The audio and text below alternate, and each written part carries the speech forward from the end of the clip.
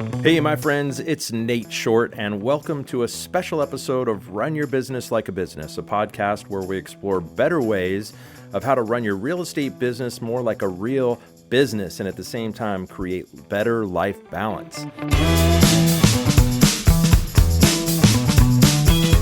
Hey, I'm your host, Nate Short, and I'm honored to be your high performance coach today with this episode. And I've spent the last 20 years working as a high-performing realtor while at the same time coaching, training, managing, writing, and studying human psychology and sales at literally the top levels in the real estate brokerage industry. And I created RYBLAB.com, which is an acronym for Run Your Business Like a Business, to really explore the topics of sales systems, accountability, motivation, focus, productivity, confidence, and more. And my goal, inspired by my own personal journey, is to help real estate agents create dynamic, fun, profitable real estate businesses while at the same time having amazing life balance, energy, and passion for living your best life. And so if that's what you're looking for, that is what we're doing today. And just as a reminder, if you want to go to another level of development, both personally and professionally, be sure to check out my coaching programs at RYBLAB.com, where we believe that coaching is a key part of every agent's life when it comes to getting more sales, being more profitable, having more fun, and most importantly, while having life outside real estate as well. Because it's time to level up, my friend. It's time to take your year back. It's time to find that focus and that confidence and that vibrancy and that vibe again. And I'd love to be your coach into fuller levels of high performance. Now, without further ado, let's jump into today's episode.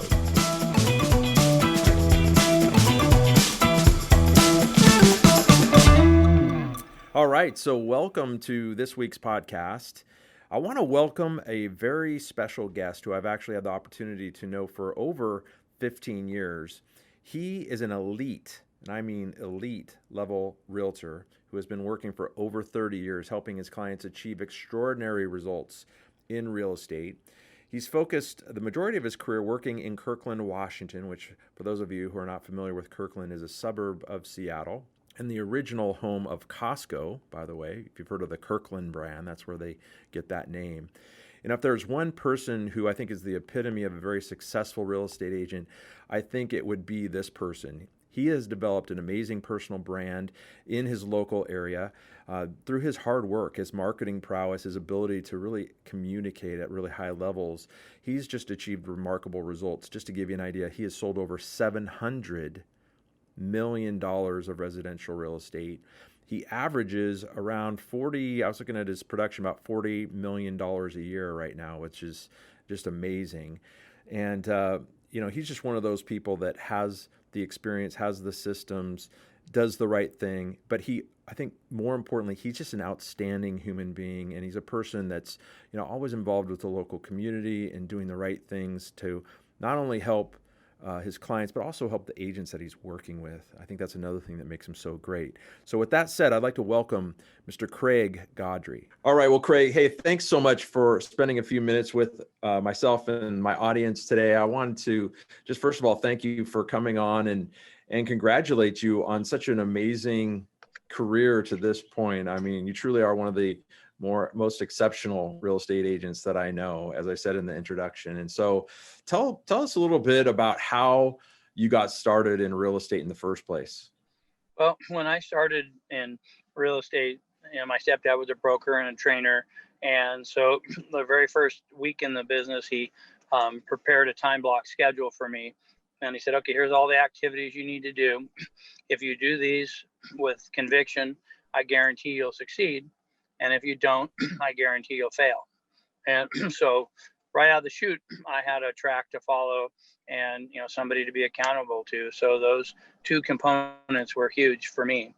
And, I just kept putting one foot in front of the other. And even though I didn't know a lot, I would just get rolling. I think that my faith was to the point of conviction. And, I just visualized myself succeeding. And just like I said, just kept putting one foot in front of the other. That was kind of how I got started. And, that was the very, very beginning. I think the first 12 or 13 transactions that I did were listings, listings that sold. My stepdad told me that, I was in my early 20s and he said that, son, you're too green to figure out a buyer. And so he said, you just list on purpose and sell by accident. And what he meant by that was, at that time, when you had a listing, you have a signed agreement with a client that you represent, and you got leverage of the entire MLS working for you to sell the properties. These were things that back when I started, even the buyer's agents were sub-agents of the seller. So the buyer had really no agency representation back then. That was later changed.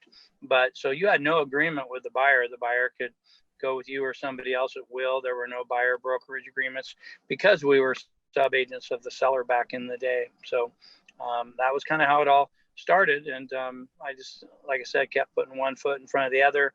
I didn't know anybody. I knew 5 people and they were all in real estate. So what I did was I was door knocking neighborhoods. I was, cold calling for sale by owners, doing a lot of that. And at any one time, I was probably courting 15 for sale by owners at one time. And I actually took a different approach. I had a little packet together on how I could help them sell their home on their own. And some did. And they would give me referrals to a buyer or somebody else because they felt obligated to help me because I helped them. The law of reciprocity, I guess, early on. And then a lot of them would get tired of trying to sell it on their own and it didn't sell. So I'd usually follow up with them on Wednesday evening, and then I'd follow up with them on Sunday evening after their open house. Because people trying to sell homes on their own don't eventually just get tired of it. They drop, and sometimes they're not going to call you when they drop because maybe they're a little embarrassed or they thought they were going to do it on their own. And so you have to kind of be there to, diplomatically let them know you're there for them and things like that. So that was how I got started in a nutshell. Yeah, that's one of the things I've always appreciated about you is, always started with helping people, helping the clients and making sure that they're, getting taken care of. And I think that's one of the reasons, at least that from my outside perspective, of why you've been so successful. What are some other reasons or other, things that you think that you've done in your career that have just really made the difference? Because not very many people produce at the level that you have done for the length of time that you've done. But what would you say, if you were to just throw a few pearls out there to those people who are either young in the business or maybe they've been in the business for 10, 15 years and they've plateaued, they want to go to the next level. They just don't know how to do it. Well, I think the key emphasis is, always wanting to do a deal, but never need to, even when you need to. That was something else that my stepdad had taught me about real estate. When you're putting people's needs in front of your own, they can tell. And if you go the other way, it's almost like you're pressing too hard. It's almost like you've got body odor, you smell, right? People are going to run from you because they can tell. And so I think that also remembering that no matter how much success you've ever had, they're only as good as the last time you helped somebody. And I tell myself that every day. I mean, to this very day, because it doesn't matter if I've helped over, 1,500 people sell homes and, whatever volume that I've done and whatnot. It just matters how good I was the last time I stepped onto the field of play, which for us is real estate. And, how did I perform in helping somebody where the things that I need to focus on and putting the customer first, was that really out front? And when it is, that's how you obviously create raving fans and people will seek you out because they know that you have substance. I also always focus on, always bringing buyers and sellers together, but don't get in the way. And that's a key element because when people get really successful, a lot of times they think it's all about them. It's easy to do. But you know what? Nobody is ever bigger than the deal itself in a real estate transaction. And agents need to remember that because it's about the deal. And you got to check your ego at the door. You know what's best for your clients and you help them get there. But you got to check your ego at the door and keep it out of the way so you can just help the people. So it's called like getting buyers and sellers together, but don't get in the way. And I think those key fundamentals keep you grounded so that each day when you're taking time like I do, I write at least 2 handwritten notes a day to it's people that I'm thinking about. I try to have a few, real estate checkups, I call them, like an annual review that I do for my clients. I try to do at least 2 or 3 of those a week where I preferably meet with them in person, kind of advising them where the market's at. It's not a CMA on their house. It's just a little market update. And then we talk about, what they may be thinking of doing, but it's really more of an update. And when I'm doing that, I'm staying in the flow with my buyers and sellers, past customers, clients. And I think, however, it's natural for you to stay in the flow with people is really the key to taking your business to the next level. Because when you do that and you do it innately with people, you're staying in the flow. That's how they stay connected with you. Because no matter how great of a job you've done, you can get the best reference or referral or testimonial would you have from a client, in the past. And yet 5 years later, you see a sign pop up and they listed with somebody else or whatever.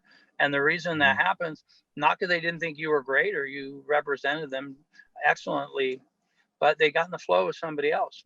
Could have been one of their friends' spouses got into real estate, somebody they're, worked with before, or one of their good friends got in real estate and they didn't want to damage that relationship. So even though they knew you were maybe a more skilled person for the job, they decided to go with somebody else. And if you stay in the flow with people, you'll help eliminate some attrition of past customers and clients, going the other way, as I call it.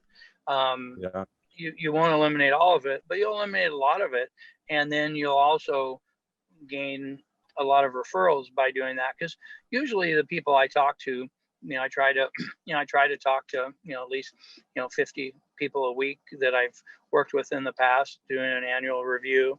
And then I try to send out the notes, and I do different things, and I do client events and all these things, just all in the spirit of trying to stay in the flow. So I think you can do that organically and take your business to the next level without having to be out there chasing business, right? A lot of people are chasing business and they're in the hunt. And, I try to operate, from the law of attraction. I try to make what I do attractive so that people are going to be seeking my services out, and tell other people, tell them what a great job that I did to help them. So then that way I'm not having to spend all my time out there trying to hustle at business all the time. I'm actually busy doing business all the time for my customers and clients instead of out hustling for it all the time. Because sometimes when you hustle for it, there's nothing wrong with hustling. And I've hustled plenty in my career to make things happen. But now I'm at a point where, I'm not chasing people. I'm just delivering great service and making sure I stay in the flow with my base. And I think if you do that right, people will have unlimited income potential. And then they're also not paying, $5, $10, $20,000 a year to buy leads, or a month to buy leads. There are several agents throughout the country that are paying big dollars to buy leads, whether it's from, Zillow or different sources. And they say they get an ROI on it, and I'm sure they do. But, I'm just about doing it the other way with my clients, generating referrals organically instead of having to pay to get referrals. It's just kind of a different philosophy, and that's the train I'm on. Well, you're, obviously a master at the relationship, and not only developing relationships, but maintaining those, like you were just saying. What are some of the kind of the big back-end systems that you use, or that you think are most important to maintaining that flow, or, maintaining and deepening relationships, right, that you've used in the past? Well, I think that the best system to select is the one that you'll use and you're most comfortable with, and the one that you can get support on. Because no matter how slick any system is, any CRM or anything, if you don't get proper support on it, you're going to be flailing around trying to mess with that instead of being connected with your people. I use a system called Follow Up Boss. It's a good CRM. I like it. It interfaces with a lot of different things. But the main thing other than that is that just to keep things organized, right? And so I think other than that is just how I sort, things. I always know who the people that I'm working with or in the past that I'm in the flow with. I know people who are, basically I consider them on my hot list, right? If I have a dance card or something like the old days, we both remember Don DC of Windermere. He was a mentor to a lot of us. And, in the old days, they had 3x5 cards they pull out of their pocket and they called it a dance card. And they would write down who the, their hot customers were that were probably going to buy or sell most likely. And then maybe who the warm ones were. And then maybe who the ones who might need a little nurturing or whatever. And then the current ones. And he would just always pull that out and look at his card and make sure he was keeping in touch with everybody. If you think about it, with all the technology and everything we're doing now, we're doing the same thing. We did things back in those days, even in his days before mine, were more linear. Now everything's done dimensionally. So with systems and things, you can actually touch more people efficiently and effectively. So, but the principles are still the same.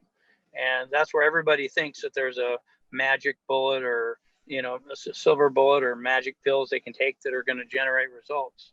No matter what system, strategies, tactics, whatever you're using, you still have to be willing to chop wood and carry water, as I say, to be successful. It's not like you can just turn on a faucet, buy some leads, and all of a sudden, presto, you're rolling. You still got to chop wood and carry water to be successful. And I think that's one thing my stepdad taught me in the beginning too, is that, I was complaining that it was difficult on some sales or transactions. And he just looked at me, and I was again in my early 20s. And he said, boy, if the job was easy, there'd be a line out the door. And so we still have to remind ourselves of that today, because a lot of times, people are connecting electronically a lot. Maybe they're talking on the phone a little bit, but very rarely are they face to face as much as they have been in the past. So no matter what you say on an email or a text, it's going to come across harder to people than it is if you said something to somebody in person, and so, because there's not a lot of tonality in messages, right? And so there can be some animosity with people, and sometimes people take things out of context. And I've talked to younger agents before who are having problems with sales, and they go, gosh, what do you think I should do? And I said, oh, great. How long have you been working on this? They go, oh, for a week or more. We're having all these challenges. I said, when's the last time you've talked to the agent? You've been on the deal for 4 weeks now. They go, oh, we've never talked. We're always just messaging and texting. So I say, hey, pick up the phone, vent out your concerns, listen to theirs. He calls me back, half hour later. Hey, we just solved the problem. The deal's closing. And it's like, that's because they actually talked. And I know it seems very fundamental, but you'd be surprised how little of that's done. So younger people in the business now who are able to do what I call old school, new school. So you take new school principles and technologies, but you apply old school relationship connections with people and connecting. So if you old school, new school, then you're doing the best of both worlds. And I don't think your business can be beat. And I think that's what people need to focus on a lot is bringing those two forces together. And it's rarely done right now. So anybody who is a master at that will be highly successful.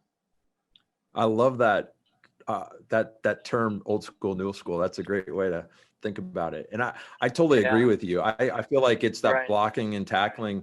If you just had to pick one thing to do, right, it would be to pick, for me, I've always thought just pick up the phone. Like we can text and email and do all these things. Pick up the phone, start making phone calls. Of course we teach direct mail and we teach, all of these different things, but would you agree with that? Yeah, I do. I have a broad-based approach of, what I do to stay in the flow with people, to stay connected. But it really all comes from, the connectivity, right? I've had client events before where, not a lot of people had signed up initially and stuff. And so then I started calling up a bunch of people, and I think I had an event and there was only like 20 people had signed up, and that was because it was all digital and email. And then I started calling up a bunch of people, and the event ended up, having, I don't know, we didn't quite get to 100, but it wasn't meant to be 100, but we, we had pretty big numbers, and most of the people were there because I took the time to actually call them, right? And I was strategic about who I was calling, just because, people I hadn't seen for a while or whatnot, or people that had referred me a lot of business, and maybe they didn't even do business. I just wanted to say thanks. And so when you're genuine about connecting with people and your intentions are good and you're just trying to help people, again, you show up, pay attention, tell the truth, and don't be attached to the outcome. Things will always come your way when you do that. And so I've just been trying to, carry that torch forward for, the last 30 years. And I don't think I would do it any other way if I look back. It's obviously been very successful for you, that's for sure. Thank you. When you look at the database, your database, that's like the lifeblood of your business. Like, what's your approach to growing that? Do you feel like that you're limited to, say, 200, 300, 400 people that you can service, and that's just kind of your max? Or are you always trying to grow it? Or is it different strategies with, say, like a neighborhood farm? I mean, you've been marketing in the Houghton neighborhood, most of that Kirkland area, for so long, and that's been one of the key pillars to your success, I think. But can you speak to a little bit about that, how you manage your database? Well, with the database, I would say that, I probably got, in just my past customer clients for influence database, I'm probably at about 1,500 people. I think I've been to 2,500 before, but I really pared it down quite a bit, because I just wanted to really have people in there that I felt I was connected with and appreciated and were really interested in what I provide to them on an ongoing basis, as far as being, their, trusted advisor for, anything to do with real estate. And then I have my geographical farm area is probably about, I think it's about 1,800. So if you add those two together, I mean, that's over 3,000, I would say, right? And then the other factor of my business that comes into play, because I've been around for, a long time, is that a lot of people, even though I don't personally know them, they know who I am because they've seen my signs in the ground over the years. They've driven by, the office building that I own over in Kirkland, Houghton area, across from Google. And so they just know that I've been somebody that's been, successful in this business for a long time. And so I get people randomly that will call me that we've never met and they don't know me, but they just know of me. And so I would say about a third of my business, actually, believe it or not, still comes from that. People that I, obviously it's a third past clients, a third referrals, but then a third of it are people that heard about me from somebody else, or just driven by my office building over the years and seen my sign out there and know that I've been, helping people for a long time. So, and that's where the new part of my database comes in, is people that are, contacting me that I previously didn't know, right? And because every database has attrition, because people, unfortunately, move away, they move out of your area. Some people unfortunately pass away. And some people, maybe their son or daughter gets into real estate and there's some attrition from there or whatnot, right? So it's important to have some different pillars of business so that you can kind of make up for some attrition and still grow your database. And I do about 25% of my business is new construction. I'd say I usually don't get to a higher number than that, because resale is the main thing I've been doing for decades, and I don't want to represent the builders in some big 25, 30 home plat because it would take away from the bread and butter of what I do. So I do smaller new construction for major builders in the area, but more like 1s, 2s, 3s, 4s. I've done some 13 home communities before, and one time a 17 home community, but that's kind of getting to the upper tier. And so I try to have a balanced approach to try to keep adding to my database, and I try to track the attrition a little bit.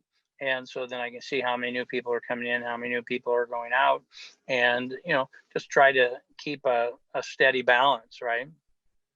I think that's how I go about it. How do you do a business plan every year? Yeah. And if so, like how detailed do you get with that? Oh, I've done a business plan for over 25 years, probably. It's a roadmap. So, I've used different business plans over the years. But to summarize what I usually do, I find the simpler a business plan and the more straightforward it is, the more you'll use it, right? So each year I try to do a system that my mom had taught me years ago, because she used to do business planning for the Pacific Northwest Bell back in the day when she worked there, and she taught training courses on business planning to some of their executives and things like that. And there's a system called SMOST, SMOST, and S stands for situation, M stands for mission, O stands for objective, S stands for strategies, and T stands for tactics. And so you assess your situation. What are your strengths? What are your weaknesses? I'm sure you've shared with people like a strengths and weaknesses, chart where you kind of track those, and what are your strengths, your weaknesses. People look at what are their threats to their business, all these different things. To me, that's all tied up in the situational analysis. So you analyze your situation, and then you really have to ask yourself, okay, what's my mission? What am I, and then once you've established your mission, and then what's your objective, right? And then when you've got clear objectives, then it's like, okay, what are your strategies and tactics? Your strategies and your tactics are kind of your day-to-day things that you're going to do, when you're business planning. And so the best business plan is the one you'll actually use. And the one you'll actually use is the one that's simplest. There's probably some world-class business plans that are sitting in people's top desk drawer and only see the light of day in the beginning of one year and the end of the next. So I try to avoid that.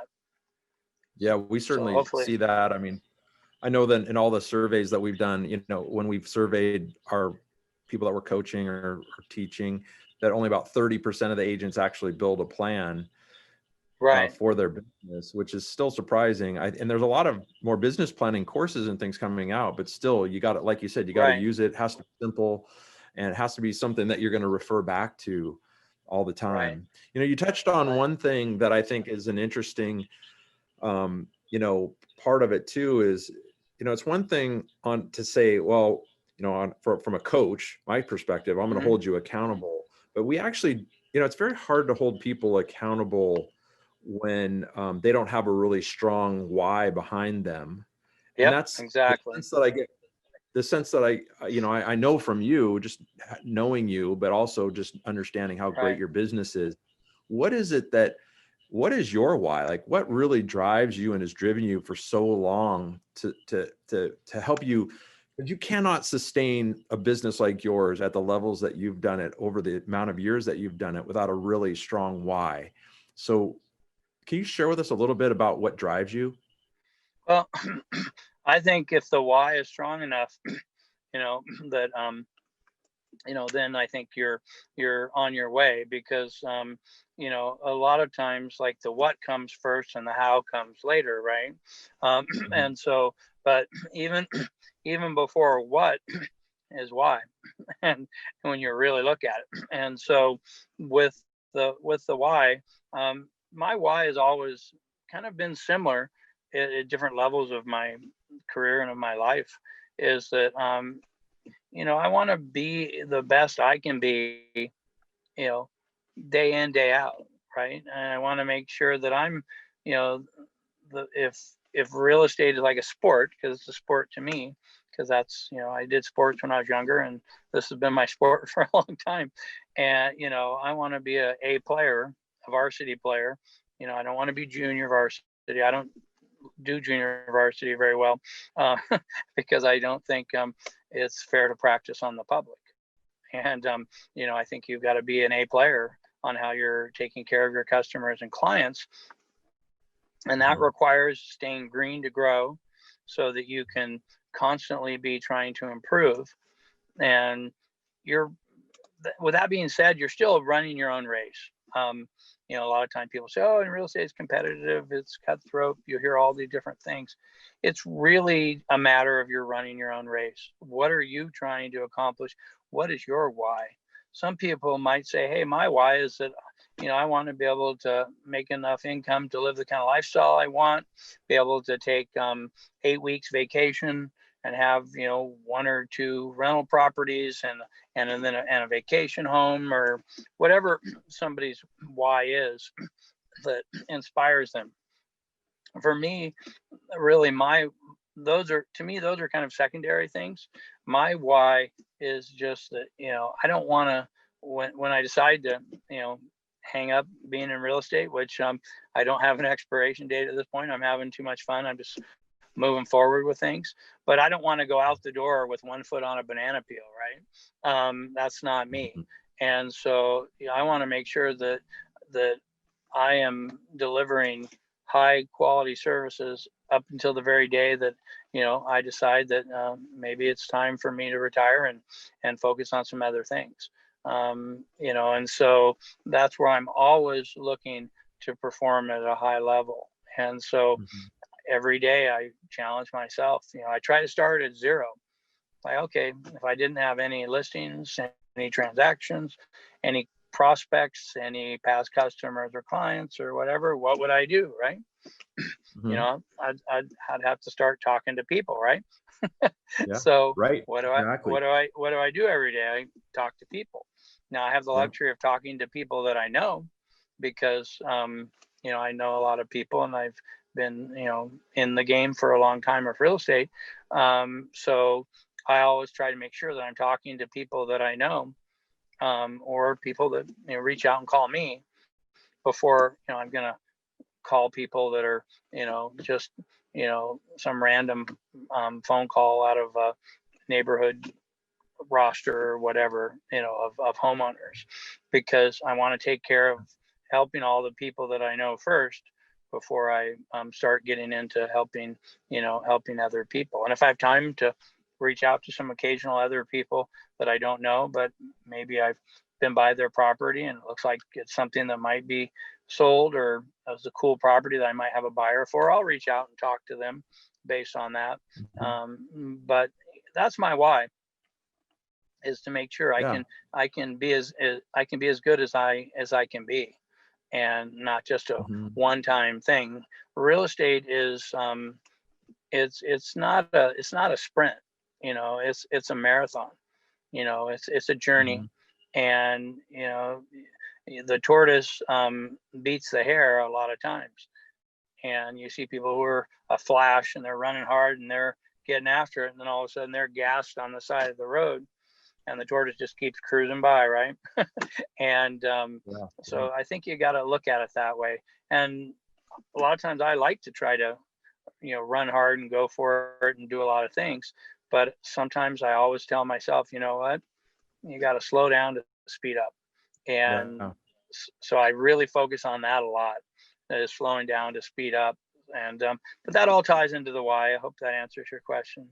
Oh, it's a great why, and it just gets at your character, wanting to be your best self. And that's something that we certainly talk a lot about in the coaching, and resonates with really successful people, is they have just an inherent drive to be excellent. And we know that about high performers. So that's really cool. I wanted to ask you a little bit along those lines. Obviously you've got these great systems, you've got this great database, you've been doing it a long time. What are some of the daily routines that you have that you think are the most important, that contribute to your success? Well, I would say that my morning routines are pretty important. When I get up in the morning and I focus on my my gratitudes, what I'm grateful for about life and my life and what the people that are in my life, and then my affirmations on what's important that I want to accomplish. And so I believe in strong affirmations, and then from there I get going into writing a couple note cards out to some clients. I get into making some client calls and touching base with people for annual reviews and things. So I try to get all those morning routines, rituals, routines. Try to get all those done, including the phone calls. If you can get all that stuff done before 11 o'clock, then you're doing pretty good. Because if you really want to get things done in a given day, I think you have to get it done before 11 o'clock, because then everything else starts to happen. And if you push it off till later, odds are you're not going to get to it. Now, I don't have a perfect day every day. Things come up and things happen, but I try to really focus on the morning routine. And then lately I've been working on more of an evening routine as well, where, sometimes I only have a 1 mile commute from my office to my house. Right. So I'll sit in the garage and my wife will wonder why I'm still sitting in the garage. I go, hey, I'm finishing the song that I was listening to on the way home on the radio or the XM or whatever. Right. Because I have a 1 mile commute. So sometimes I'm not detached when I get home, a lot of times. And so then it's like, okay, you're home, but you're not home. Right. And really focusing, trying to be where you are and be able to turn real estate off and turn family time on, and to be engaged and not have your mind somewhere else, because it's an all-consuming business. And some people can turn it off easier than others. For me, I have to work at it to turn it off. It's not easy. I'm getting better at it. And so that's an area that I'm trying to continue to grow on still, even after all these years. Yeah. Well, Craig, honestly, I could sit here all afternoon with you and just ask you a bunch of more questions, but I know that your time is precious and you probably need to move on. And also that, these podcasts, I want to try to keep to somewhat, a reasonable time, but I so much appreciate your time and your comments. And I know that the audience is going to find a lot, everything that you said, just really, really valuable. So, I thank you and, appreciate you coming on and wish you the best, going forward. Let me ask you one last thing. What are you most excited about for real estate, the industry in general? Like what to you really is something that's so exciting about the future of real estate? Well, I think I think the thing that's pretty exciting is that, like I mentioned, things used to grow in a linear fashion as far as the industry. Even technology and all these different things have changed.